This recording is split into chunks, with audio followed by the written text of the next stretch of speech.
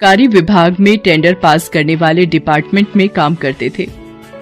ऊपरी कमाई तो वहाँ इतनी थी कि एक साल में आदमी लाखों रुपए का बैंक बैलेंस बना ले। लेकिन हमारे पांडे जी तो ठहरे सीधे साधे भोले भाले। कोई उन्हें घूस देने की पेशकश करता तो वो समझ ही नहीं पाते। एक बार की बात है, एक ठेकेदार टेंडर पास करने के बदले में एक मिठाई के डब्बे में उन्हें नोटों की गड्डियां देकर वापस जाने लगा। पांडे जी ने जब डिब्बा खोला तो उसमें नोट ही नोट थे। अरे ठेकेदार साहब, अरे आपका ये डिब्बा छूट गया है।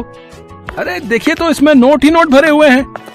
अरे ऐसी लापरवाही मत कीजिए, पैसे बहुत मेहनत से कमाए जाते हैं भाई साहब, इस तरह कोई इन्हें छोड़कर जाता है क्या? पांडे जी की बात सुनकर सारा ऑफिस उन्हें मुस्कुराकर देखने लगा। ठेकेदार भी छिप गया। अब वो कैसे कहता कि ये तो टेंडर पास करने के लिए घूस के पैसे हैं। वैसे वो ये कह भी देता तो हमारे पांडे जी उन पैसों को हाथ तक नहीं लगाते, क्योंकि उन्हें लगता था कि ईमानदारी से बढ़कर कोई पूंजी नहीं होती। बहरहाल लगभग 40 साल के हो चुके हमारे पांडे जी इन दिनों बहुत परेशान से हैं। असल में उनकी शादी तय हो गई है। उनकी पत्नी ऐश्वर्या इतनी सुंदर है कि हमारे पांडे जी को तो एक सप्ताह विश्वास ही नहीं हुआ कि इतनी सुंदर लड़की उनकी पत्नी बनने वाली है। पांडे जी ऐश्वर्या की तस्वीर देख रहे हैं। हम दोनों का कोई मेल ही नहीं है। ये इतनी लंबी और मैं ठिगना सा, ये दूध सी गोरी और मैं च्यवनप्राश सा। शादी के पहले मुझे कुछ ना कुछ करना पड़ेगा ताकि लोग मेरा मजाक न उड़ाएं। फिर तो पांडे जी ने हर दिन पार्क जाकर लंबा होने की कोशिश शुरू कर दी। कभी पार्क में लगे इस पोल से बंदरों की तरह लटकते तो कभी उस पोल से। हर दिन घर आकर अपनी लंबाई नापते भी, लेकिन कोई फर्क उन्हें नहीं पड़ा। फिर एक दिन टीवी पर विज्ञापन देखकर लंबा होने की दवाई भी मंगाई, लेकिन लंबाई जस की तस रही। इस बीच शादी का दिन आ गया। पांडे जी की ऐश्वर्या से शादी हो गई, सुहाग रात के दिन। आप बहुत ही खूबसूरत हैं, आपके आगे मैं कुछ भी नहीं, लेकिन मैं इतना वादा आपसे करता हूँ कि मैं प्यार आपसे कहीं ज्यादा करूँगा। एक लड़की को और क्या चाहिए पांडे जी। ऐश्वर्या पांडे जी को बहुत प्यार करती थी, लेकिन पांडे जी हमेशा खुद को कम समझते और उन्हें लगता कि ऐश्वर्या उन्हें उतना प्यार नहीं करती। इधर पांडे जी के मोहल्ले के लड़के पांडे जी के ऑफिस जाने के बाद उनकी बीवी को ताड़ते। एक दिन जब वो ऑफिस से लौटे तो उन्होंने देखा कि उनकी पत्नी बालकनी में कपड़े उठा रही है और कुछ छिछोरे किस्म के लड़के उसे घूर रहे हैं। तुम लोग यहाँ क्या कर रहे हो? है जब भी मैं देखता हूँ तुम लोग मेरी बालकनी की तरफ ही घूरते रहते हो। अब घूरने पर सरकार ने बैन तो नहीं लगाया ना? वो तो ठीक है, लेकिन तुम लोग मेरी बीवी को घूरते हो, ये अच्छी बात नहीं है। अरे ये क्या बिना मतलब हम पर इल्जाम लगा रहे हैं आप? हैं? अगर आपको दिक्कत है तो अपनी बीवी को घर में बंद कर दीजिए, ताला लगा कर रखिए घर में। है पांडे जी समझ गए कि इन लोगों को कहकर कोई फायदा नहीं है। वो वहाँ से जाने लगे तो उन्होंने सुना कि वे लड़के उनकी पीठ के पीछे कह रहे हैं कि लंगूर को अंगूर मिल गया है। पांडे जी को बहुत बुरा लगा, लेकिन उन्हें खुद भी तो ऐसा ही लगता था। इस बीच उनके पड़ोस में एक बहुत ही हैंडसम सा लड़का अंकित रहने आया। एक दिन सुबह सुबह उनके दरवाजे की घंटी बजी।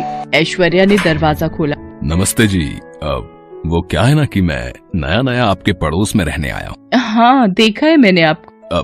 देखिए ना, मुझे याद ही नहीं रहा कि चीनी खत्म हो गई है और सुबह सुबह मुझे चाय पीने की बुरी आदत है। अब इस समय कोई दुकान तो खुली नहीं होगी, आप बुरा ना माने तो थोड़ी चीनी मिलेगी। अरे इसमें बुरा मानने वाली क्या बात है, पड़ोसी तो पड़ोसी के काम आता है। पांडे जी ने ऐश्वर्या को अंकित से इस तरह बातें करते देखा तो मन ही मन वो जल भुन गया। इसके बाद तो अंकित अक्सर उनके घर कुछ न कुछ लेने के लिए आता रहता। एक दिन पांडे जी ने ऐश्वर्या को टोक दिया। अरे ये क्या, ये सुबह सुबह मुंह उठाकर हर दिन चला आता है ये लड़का? अरे हमने कोई परचून की दुकान खोल रखी है क्या? क्या कह रहे हो, धीरे बोलो, कहीं उसने सुन लिया तो। पता है बड़ा ही अच्छा लड़का है ये अंकित। तुम जब घर में नहीं होते हो और मुझे किसी चीज की जरूरत हो तो ये तुरंत ला देता है। सच में ऐसे लड़के आजकल होते कहाँ हैं? अच्छा, ये मेरी गैर हाजिरी में भी यहाँ आता है क्या? है? हाँ कई बार। कोई दिक्कत है क्या? नहीं नहीं, क्या दिक्कत होगी? है? कोई दिक्कत नहीं है हमें। अब पांडे जी अपनी पत्नी से क्या कहते कि अंकित से तुम्हारा इस तरह बातचीत करना, घुलना मिलना ठीक नहीं है। अगर वो ऐश्वर्या से कहते तो वो बुरा भी मान सकती थी। उन्होंने कुछ नहीं कहा, लेकिन उस दिन के बाद उनके अंदर अंकित की तरह गोरा और स्मार्ट दिखने की तलब जग गई। वे 9,000 रुपए का गोरा होने का प्रोडक्ट घर ले आए। अरे ये इतना सारा क्या ले आए, कहीं सेल में मिल गया क्या? अरे नहीं नहीं, कोई सेल में नहीं मिला है। ऐश्वर्या ने पैकेट खोलकर देखा तो उसमें गोरा करने वाली कई क्रीम और पता नहीं क्या क्या उसमें मिले। अरे इतनी सारी क्रीम क्यों ले आए? आपको पता है मैं ये सब नहीं लगाती। ये सब तुम्हारे लिए नहीं है, ये मेरे लिए है। हाँ। पांडे जी को लगता था कि ऐश्वर्या का झुकाव धीरे धीरे अंकित की तरफ हो रहा है। उन्हें ये भी लगता था कि अगर वो अंकित की तरह गोरा दिखेंगे तो उनकी पत्नी उन्हें बहुत प्यार करेगी। एक दिन जब शाम को पांडे जी ऑफिस से लौट रहे थे तो उन्हें मार्केट में ऐश्वर्या अंकित के साथ दिखी। दोनों खूब हंस कर बातें कर रहे थे। उन्हें इस तरह देखकर पांडे जी को बहुत बुरा लगा। वो घर आ गए। थोड़ी देर बाद ऐश्वर्या भी अंकित के साथ घर लौटी। अरे आप कब आए? पता है ये अंकित ना बहुत ही मजाक किया है, पूरे रास्ते मुझे हंसाता हुआ लाया है। तुम अंकित के साथ कहीं गई थी क्या?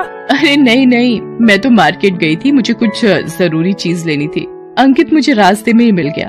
भाभी जी अब मैं चलता हूँ। अरे नहीं, चाय तो पी लो। अभी मैं तुम्हारी फेवरेट अदरक वाली चाय बनाती। तुम्हारी फेवरेट अदरक वाली चाय, ये शब्द बार बार पांडे जी के दिमाग में घूम रहे थे। उन्हें अब तक तो शक था, लेकिन अब पूरा यकीन हो गया था कि ऐश्वर्या और अंकित का कुछ चल रहा है। वो ये भी सोच रहे थे कि 2 दिन बाद उनका बर्थडे है। ये बात उनकी पत्नी भूल गई है, लेकिन अंकित का फेवरेट उसे याद है। पांडे जी ऐश्वर्या को बहुत प्यार करते थे, लेकिन उन्हें लगता था कि वो अंकित को प्यार करती है। तब उन्होंने एक बहुत बड़ा निर्णय ले लिया। उनको तो हमेशा से लगता ही था कि वो ऐश्वर्या के लिए फिट नहीं है, इसलिए उन्होंने ऐश्वर्या और अंकित की जिंदगी से दूर जाने का फैसला किया। उन्होंने उस घर को छोड़ दिया और निकल गए। चिंता, परेशानी, टेंशन में भरे हमारे पांडे जी सड़क पर चले जा रहे थे। तभी उन्हें कुछ लोगों का शोर सुनाई। अरे भागो भागो, अरे भागो, अरे एक सांड पागल हो गया है, वो लोगों को घायल करता हुआ इधर ही आ रहा है। अरे भाई साहब भागो। पांडे जी ने देखा कि सचमुच एक सांड उनकी ओर ही भाग आ रहा था। वो जब तक कहीं भागते उस सांड ने उन्हें बुरी तरह घायल कर दिया। वे बेहोश हो गए। वो तो लोगों ने उस सांड को भगाया, नहीं तो पांडे जी का बचना मुश्किल था। जब उन्हें होश आया तो उनके पूरे शरीर पर पट्टियां बंधी हुई थीं और वे अस्पताल में थे। ये मुझे अस्पताल कौन ले आया? अरे मैं मर क्यों नहीं गया? अब क्या फायदा है जिंदा रहकर? भगवान ने बहुत सारी कमियां मुझ में दी, लेकिन मैंने कभी कोई शिकायत नहीं की। लेकिन जिससे मैं प्यार करता था, जिस बीवी के साथ पूरा जीवन बिताने की सोचता था, वो किसी और के साथ। ये सब सोचकर पांडे जी फिर से रोने लगे। तभी वहाँ पर उन्हें ऐश्वर्या दिखी, जो डॉक्टर से बात कर रही थी। पांडे जी को बहुत आश्चर्य हुआ कि वो यहाँ क्या कर रही है। तभी ऐश्वर्या उनके पास आई। मैं आपसे बहुत नाराज हूँ, आप अपना ध्यान बिल्कुल नहीं रखते। अगर आपको कुछ हो जाता तो मेरा क्या होता?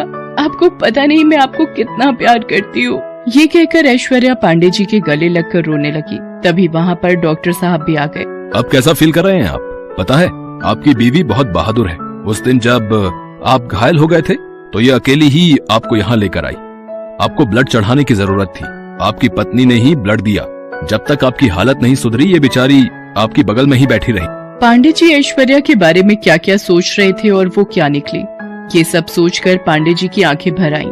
बातों बातों में उन्हें पता लगा कि ऐश्वर्या पांडे जी को उनके आने वाले बर्थडे पर उनकी पसंद का शर्ट सरप्राइज में देना चाहती थी, और वो उस दिन उसी रास्ते से गुजर रही थी जहाँ सांड ने पांडे जी को घायल किया था, और अंकित को तो वो भाई की तरह मानती थी।